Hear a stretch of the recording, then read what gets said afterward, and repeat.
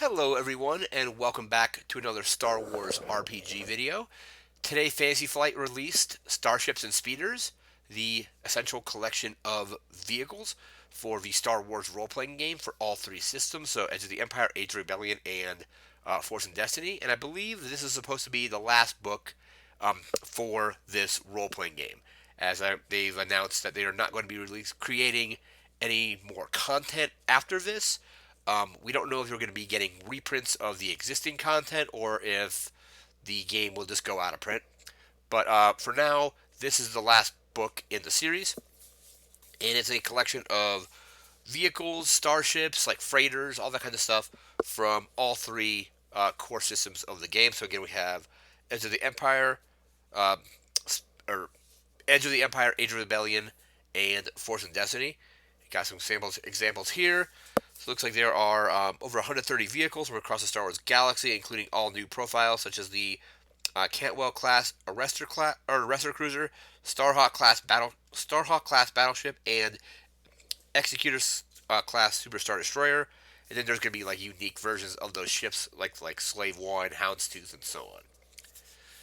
So the book here is laid out into there is the first chapter or section is going to be all about speeders. Then we have various ground vehicles, so speeders, ground vehicles, looks like starfighters and shuttles, freighters, cruisers and frigates, and then battleships and stations. And then, of course, there are adventure ideas for some of these vehicles as well.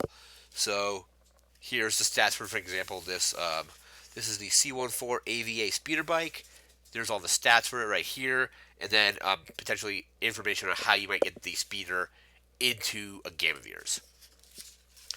We have the Z4 speeder bikes, and here's some like adventure. They call it adventure and encounter seeds for using speeder bikes. Again, the stat block for speeder bikes. So this whole first chapter is just various kinds of speeders here. Looks like there's the troop troop transports, gunships. We have the sail barge there. The M68 land speeder. I think that's new to this book because that is from Solo. We have the repulsor tanks here. Cloud cars.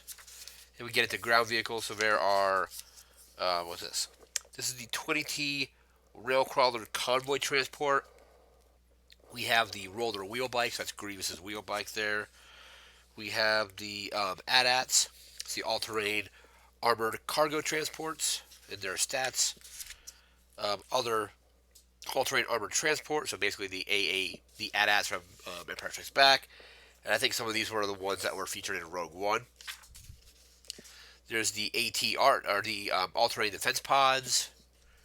We got all kinds of speeders here. There's the all-terrain recon transport for the rebels. ATSTs. What's this? Sand crawlers. And so on. And then we get into chapter 3. It's all starfighters and shuttles. So we have the IG-2000. We have, there's the assault gunboat. We get the gunship here, A-Wing. There is the Delta class shuttle, the one from Rogue One. I think Krennic flew that around or was on it. We got the B-Wing. Mandalorian Protectorate. There's a Fang Fighter. We have, this is just the fire spray. You see this vehicle. So there's a fire spray. Mist Hunter. I think that's actually just Slave 1 there. Or, sorry. Slave 1. And then Adventure Ideas for Slave 1. So they're always, with these newer books that cover all three systems, they're usually pretty good about including ideas on how to incorporate what's in the book into your games, whether it be just a single encounter or maybe like part of the campaign. Here's some more other shuttles. We have the Lambda class shuttle there.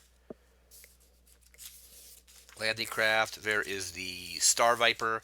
So we're kind of getting a little bit of expanded universe, kind of, because Shadows of the Empire is no longer canon.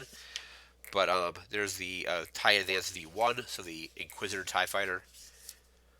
There's the TIE Advance X1, which is Vader's. Whole bunch of different TIE fighters here. So we have just regular TIE fighters. We have the TIE Defender on the next page. Coming up, we have TIE Defender. What's this one? Mining Guild TIE Fighter, TIE Phantom, TIE Bombers. So basically, all the TIE fighters you could probably want. TIE Striker. There's the U-Wing. We have the Decimators.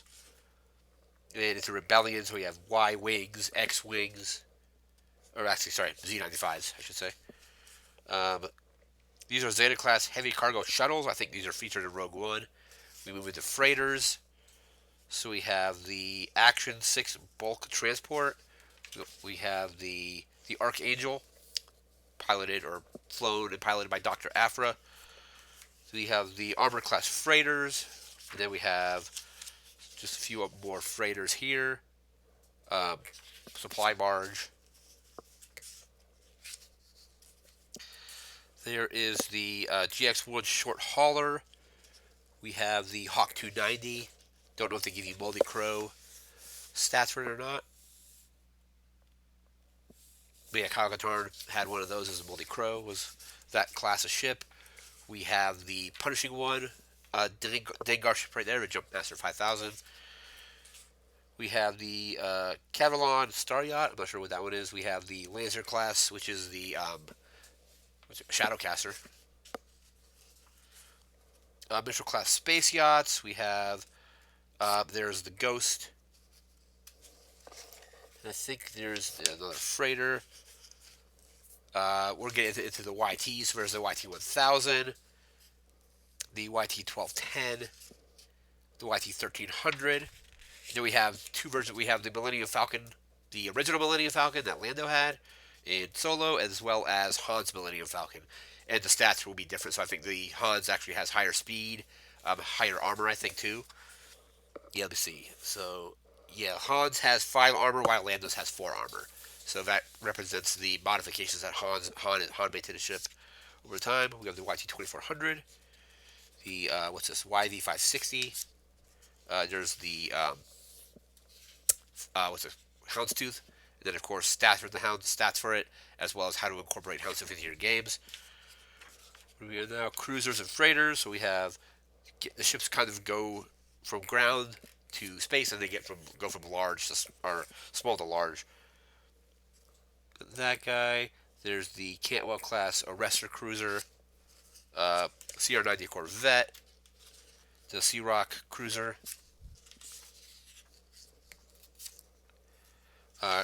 Nebulon B frigate there.